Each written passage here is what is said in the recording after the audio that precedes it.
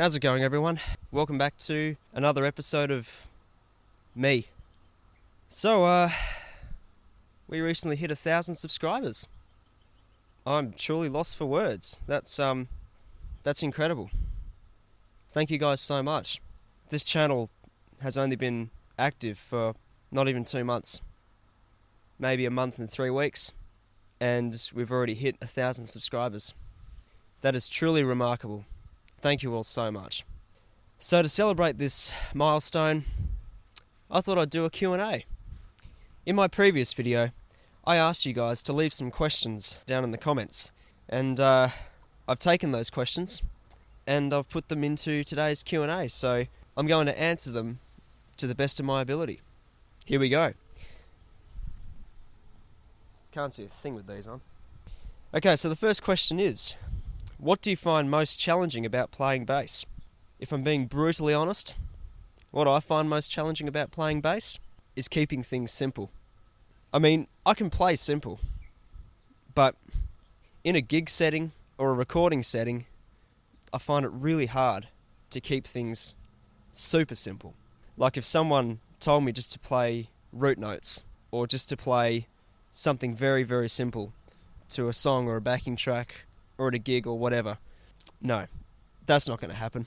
Me personally, I have to play something with a little bit of difficulty because I believe if I play something simple, well, too simple, I don't believe I can express my bass guitar skill to the best of my ability. So yeah, that's what I find most challenging about playing bass. Okay, second question. This is a two-part question. What do you do to get motivation or inspiration to play? Well, there's a couple of ways that I get inspired or motivated to play. And one of them is just simply... What's that? Something just fell on me. Is simply by thinking that if I practice, I'm only going to get better.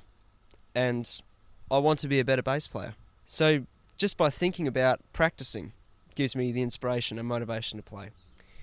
Another way I get motivated or inspired to play is by listening to music. Now that music could either be, I could be listening to one of my favourite songs that has one of my favourite bass lines in them, and just the feeling that I get from listening to music makes me want to pick up the bass and start practicing or recording.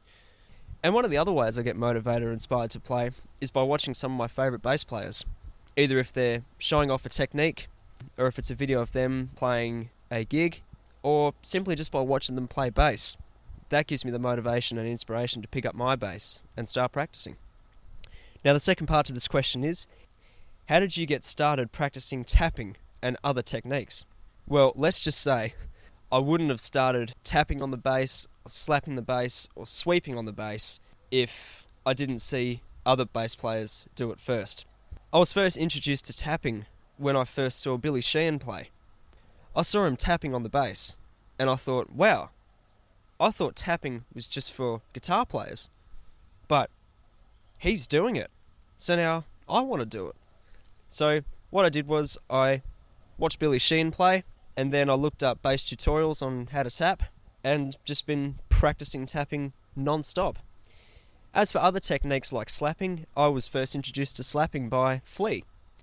I was first introduced to sweeping by Nathan Navarro, one of my favourite bass players on YouTube. Make sure you check out his channel. He is phenomenal. And as for all the other techniques that I do, a lot of them came from me watching other bass players do them first. And some of them actually came from my guitar playing. I play a fair bit of guitar, and there's a lot of techniques that I play on bass that I actually learnt on the guitar. So yeah. Okay, next question. What amp sim do you use on Reaper? Okay, so I don't use any amp sim, but what I do use is a Fender Rumble 800 bass head.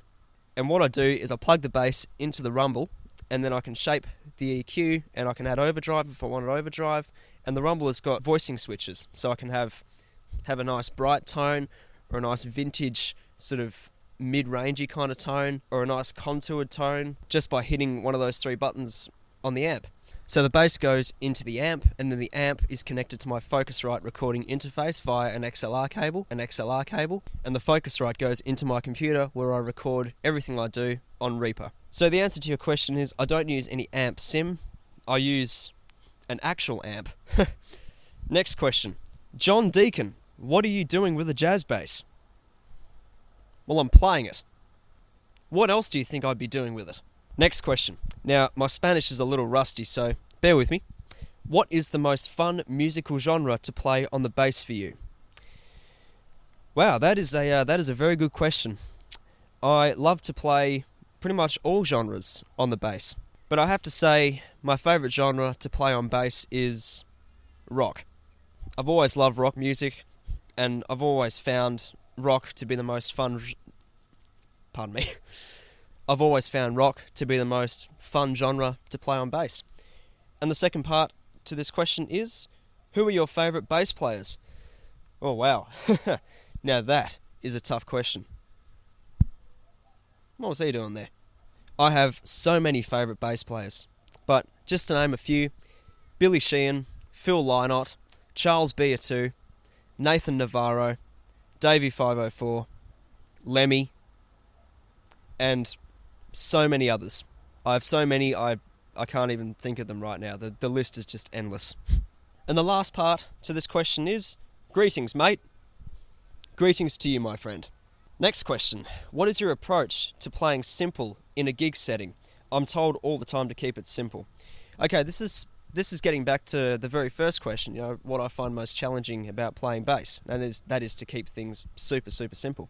I guess the best advice I can give you is keep it simple when it is required to be kept simple. Let's just say you're at a gig and you're playing a very popular cover with a bass line that everyone knows. If that bass line is simple, keep that simple. You wouldn't want to change it because everyone knows it to be simple. But if you're playing your own songs at a gig, or you're playing covers where you've put your own sort of twist on them, you got to keep your bass playing groovy and tight, and you got to be locked in with the drummer, all that sort of thing. But by all means, if you see an opportunity to throw in like a cool little lick or a riff, or you want to show off some of your skills, by all means, throw that in there. Don't let anyone stop you. Being a musician, you need to show people what you can do. So don't let anyone hold you back. If you see an opportunity to show off your skills and talent, by all means, grab it with both hands. Okay, next question is from my wonderful mother. You are an incredibly gifted and talented musician. Keep shining. Now for my question. What would you like for Christmas? Love, Mum. Thanks for the question, Mum. First of all, thank you so much. That means the absolute world to me. Now, what would I like for Christmas? I don't want any presents. To me, the best way to spend Christmas is with your family. When you're all together, having some laughs, enjoying each other's company, eating lots of food, having a couple of drinks, and just being together. That's what I want for Christmas. Alright, now the final question for today's Q&A. Oh man, I really wish you wouldn't ask me this. It was hard enough trying to list some of my favourite bass players, let alone my favourite bass player. Okay, if I had to give you an answer right now, my favourite bass player is Billy Sheehan. Billy Sheehan has introduced me to some awesome bass playing. He has demonstrated that the bass can be played in so many different ways, and that is just awesome. Billy is a phenomenal player, and some of my favourite music has come from him. Bands like the Winery Dogs, Mr. Big, absolutely love that stuff. So Billy, if you're watching, thank you so much for everything, man. You've really made a huge difference to my bass playing, and I will be forever grateful. Okay. That is the end of the Q&A. Thank you guys so much for watching. If you like the video, please give it a big thumbs up and hit that subscribe button if you haven't already done so. And I'll see you guys in the next video. Bye.